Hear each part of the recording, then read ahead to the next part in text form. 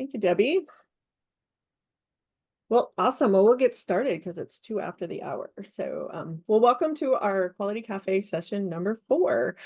Today, we're going to talk about falls investigation processes, and we have a special guest with us today. Let's see if I can run my Zoom. I just wanted to remind everyone we did have 3 previous sessions. Session 1 in October was how to write a QAPI plan. Presenting to the board was our second session. And then we had Pat Quigley on in December when we talked about preventing falls with injury. If anyone wants one of those recordings, just reach out to Debbie or myself and we'll get those to you. So I don't have a lot of lead in, but so I'm just going to jump into Kalila. I'm so excited she was able to join us today. Kalila is a clinical nurse specialist at Providence, Alaska Medical Center, and she's been leading this work for a little while. And I'm just going to turn it over to you, Kalila, to lead the show for a bit. Awesome. Thank you so much, Kristen. It was so lovely to hear from you a few weeks ago and get invited to do this presentation to this group here. Thank you guys for having me. So like Kristen said, my name is Kalila Saeed. I am one of the clinical nurse specialists that work here at the medical center in Anchorage. And I have been with Anchorage, Providence, Alaska Medical Center just over 6 years now. And I have the privilege of many duties, but one of the main things I do is work on our fall prevention efforts in the hospital. The presentation that I have today will really look at the process that we've developed over the last 2.5 years around the review of falls with injury. So if we could go to the next slide, that'd be great. All right, so I joined the medical center in 2017 in November, and kind of jumped right in, hit the ground running with fall prevention work in the hospital. I kind of joined at the end of the year, so a lot of my work was focused on looking, back at 2017. So the work is enormous. It is a great giant beast, but the team that we have here is really, really incredible that helps with that. So about the last 4 years or so, we've noticed that there's been an increase in overall falls and falls with injury. And there are multiple things that I think have played into that. COVID being a pretty significant part of that. And then our patients are just getting a lot sicker. They're probably delaying, care that they may have gotten 4 or 5 years ago. So we're just seeing them, and they are so vulnerable when they do end up in the hospital. Background as far as following falls with injury review. From a nursing sensitive indicator standpoint, we were really just looking at falls with moderate to major injury, because that's what are the primary drivers with the NDNQI. And when we were doing that, we found that we, in 2017, I think we ended up with 5 falls with moderate to major injury. In 2018, we ended up with 2 falls with moderate to major injury. So our opportunity to review those falls were few and far between. And, leaders get busy, and, sometimes the calendars were very hard to really get on. And we weren't meeting very often to review those falls with moderate or major injury. So with the request at our kind of quality meeting, Kira Peluso, she asked if we could start looking at all falls, no matter what the injury level, and that way we can meet at a regular cadence. It is built into the leader's workflow, and it is only really if a fall with injury happens in an area, a department or an area. But the meeting invite is really, I send it out to the entire Alaska region, and our attendance is quite variable. Folks who, they just want to come and maybe learn from some of the lessons that we talk about during that meeting. So our key stakeholders, leaders here, especially on the nursing side of it, and in the region as well. If we could go to the next slide.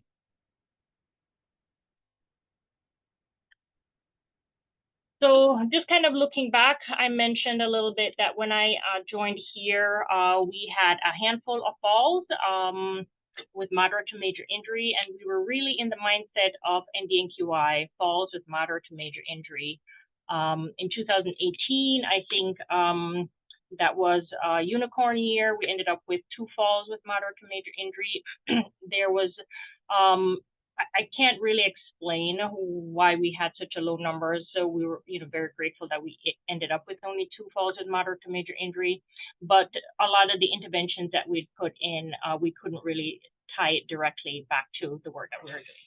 In 2019, we had 6 falls with moderate to major injury. 2020, we had 8. So you can see the trend going up there. And then in October, when we started the process, actually we started in August, but in October 2021, we had 10 falls with moderate to major injury. So our numbers were creeping up. It was kind of getting a little bit scary. So we kind of launched into the whole falls with any injury review process. If we could go to the next slide. So currently, we meet weekly. We meet on Mondays from 1 to 2. It's on everybody's calendar. The invite is primarily sent out to leadership, but it is an open meeting.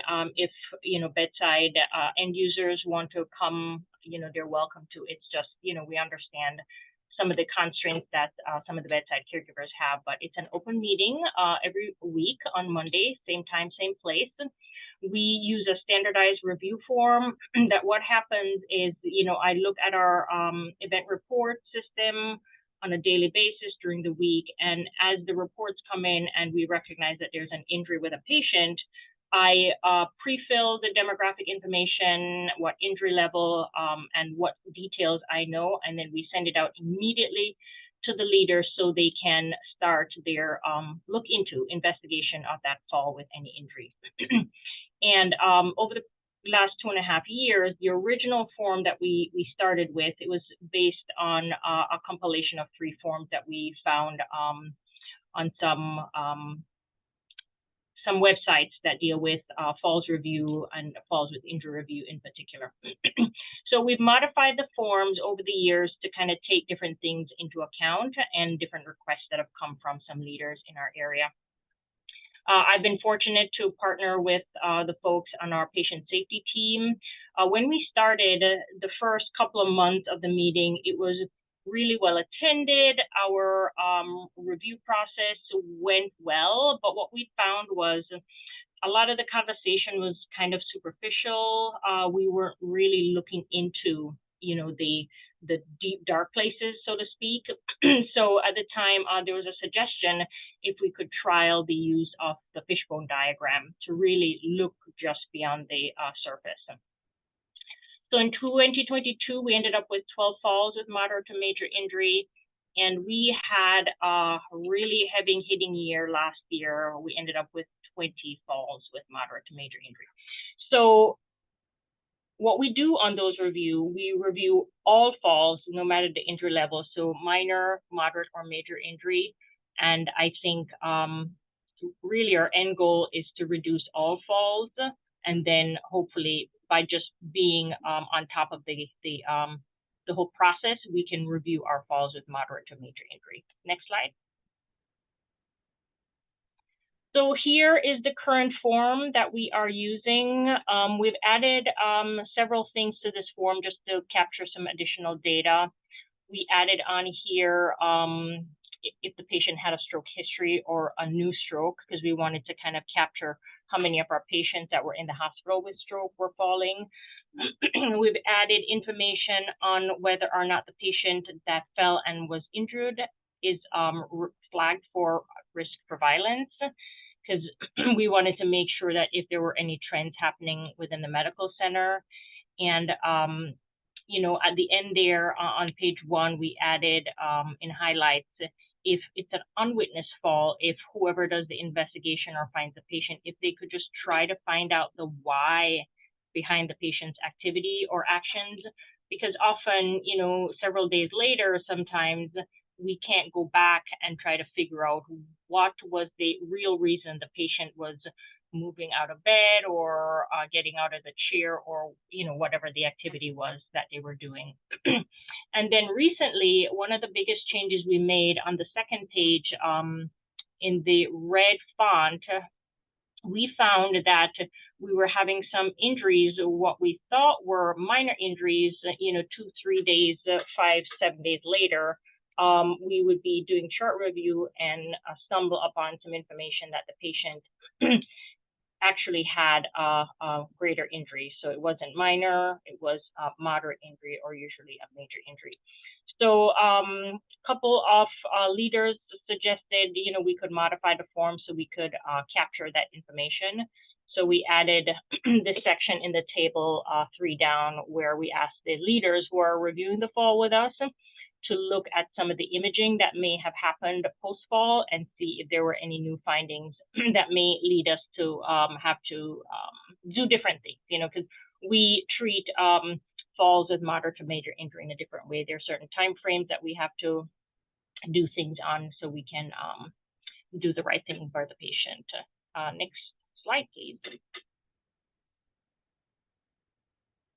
So this fishbone diagram examples that I have on here, these aren't the ones that we use, but I wanted to kind of give an idea to those on the group. The kind of idea behind the fishbone diagram is really to figure out what were the things that influenced the activity of the patient, right? What was the environment like? What was happening around the time of the fall, or even maybe the team dynamic, or were there patient medical issues that kind of contributed to the event leading up to the fall?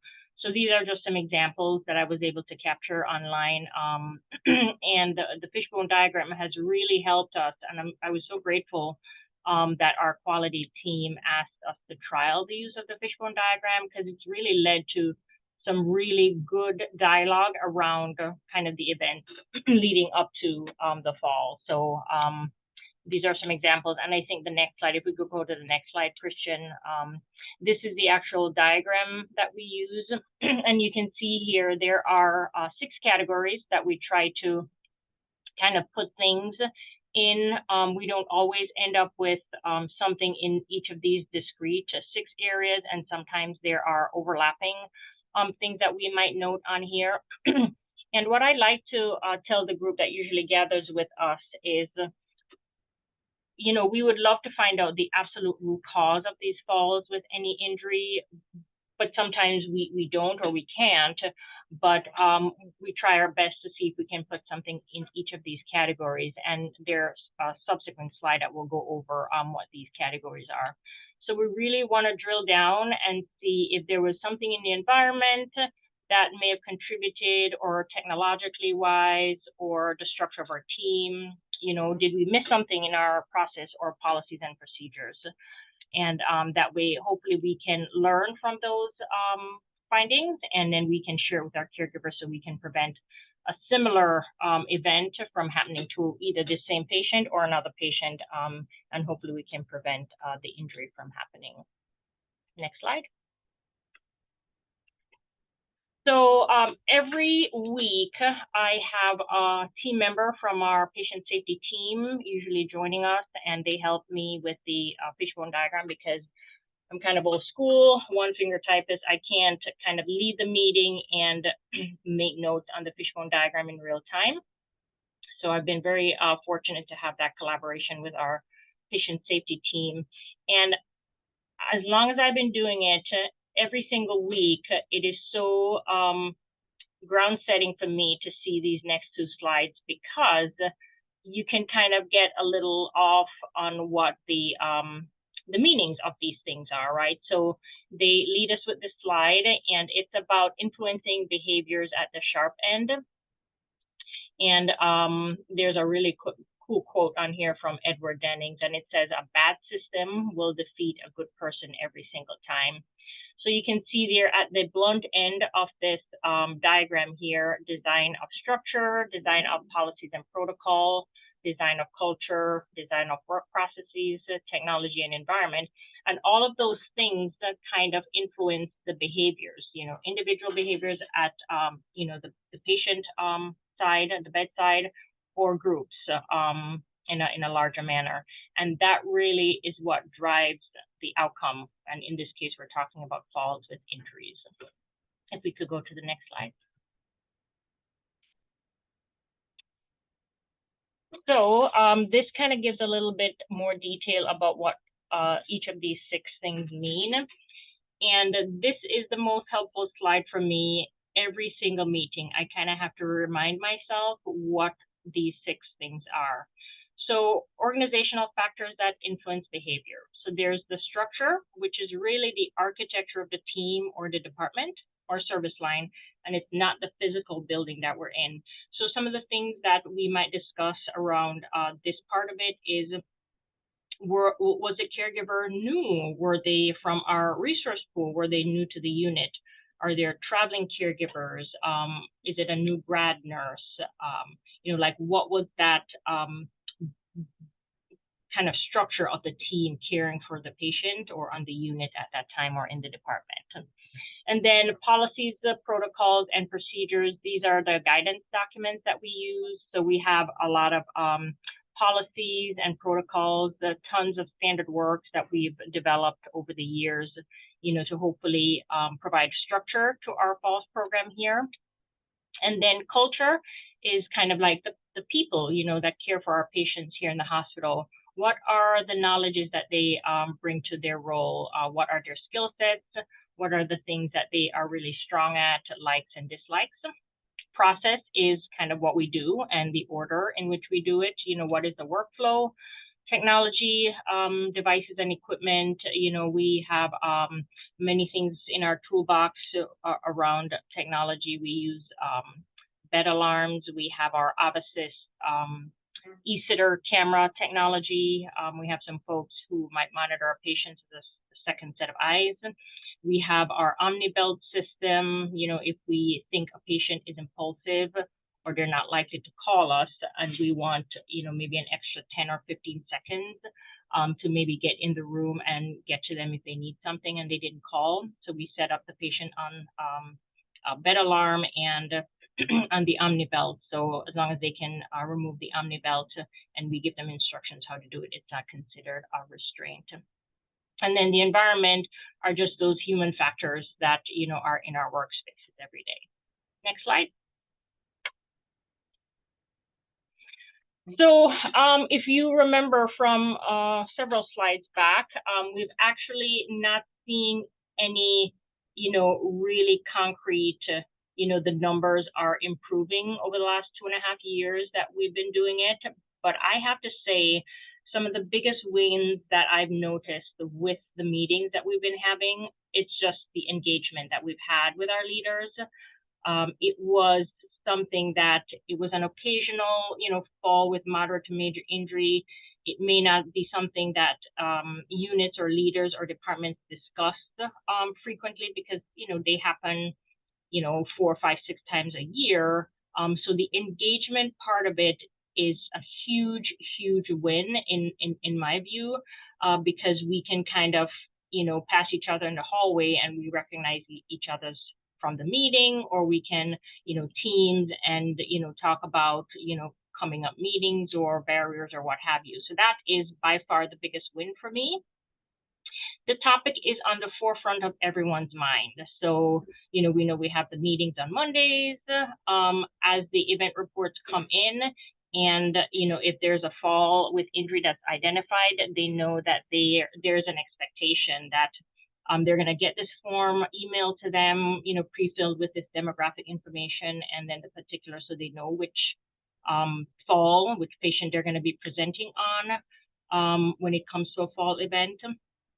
And we've had a lot of interest as well from some of our critical access hospitals and from our nursing leadership at St. Elias. So that's been really fantastic to see. And then quite a bit of networking has come from it. And this is a classic example of, kind of the work that came out of it. So I'm really grateful for that. And the hope is we're going to continue it and we may refine the process, is that we will see those numbers coming down because we are sharing the information with the leaders, and then they share the information with their bedside caregivers. If we could go to the next slide. So before I talk about this slide,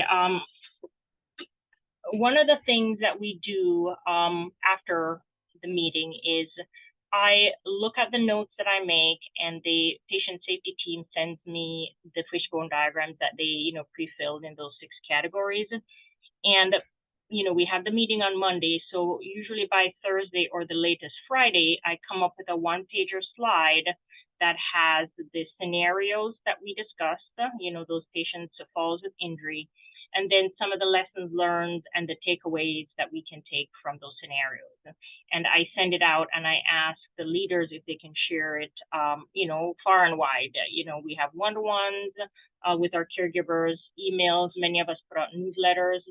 And what I really like about the information, and I'm sorry I didn't include one of the slides, is it is very generally specific. So I remove any reference to gender, and I keep it, obviously why the patient was here, like the situation around their falls risk assessment and kind of like the outcome. So, folks could really take this information and hopefully digest it. And then you could see yourself in that same situation with your patients, whether you're a nurse or you're a physical therapist or you're a patient care technician. So we can kind of learn from those lessons, because in the beginning when we started, we were sending out very generic this is a part of our policy, and this is what we didn't do, and this is how we could do it better. So hopefully it's more meaningful to the caregivers when they see that, because they can kind of see themselves in those situations, and we can take little nuggets from it and lessons learned, and hopefully we can kind of apply it to our practice, so when we are in the hospital. So future state, we are going to continue the efforts around reviewing these falls with any injury. We are looking to see an overall reduction in falls, the actual raw numbers, and that will drive our falls rate down. And then because we're looking at all falls with any injury, we really want to impact those falls with moderate to major injury. Because if we can put those things in place for our vulnerable patients who, when they fall, they're not just going to have that abrasion or that bruise, but they're going to have that deep laceration, or they're going to have that subdural hematoma or fracture. We really want to make those impacts that we can save those patients from, the pain and the fear and, some of the complications that come from a fall, with any fall for that matter, but especially patients who fall and they get moderate or major injury. And I think we may be almost at the end. Christian, if you could, okay, this is just my question slide. I don't know if I went through a lot of it very quickly. If there are any questions or comments from the group, I can't see the chat, can I? Yeah, if you have any questions, feel free to unmute and say them, or type it in the chat if you have anything. Lots of great information, Leila. Thank you for inviting me to present this. It's been one of those things. It's a very hard topic sometimes, especially when we get to the fishbone diagram portion of it. And, a lot of the times we have to kind of ask additional questions of the leaders, and it can be hard, you know what I mean? We don't want to frame it in such a way where it's accusatory or punitive. We really want to try to find out what was happening in that moment, so we can, take some lessons away and hopefully help somebody else, a patient or a family member or caregiver, so we don't have our patients fall and get injured. I'm just gonna, we do have references and they'll be in the slide deck when we share it for everyone. I just wanted to give people a minute to share if they have, what do you do at your facility? If anyone wants to share, or if anyone has a post-fall form or investigation process that they want to share, even if you send it to me in email, we can include it with the resources from this session.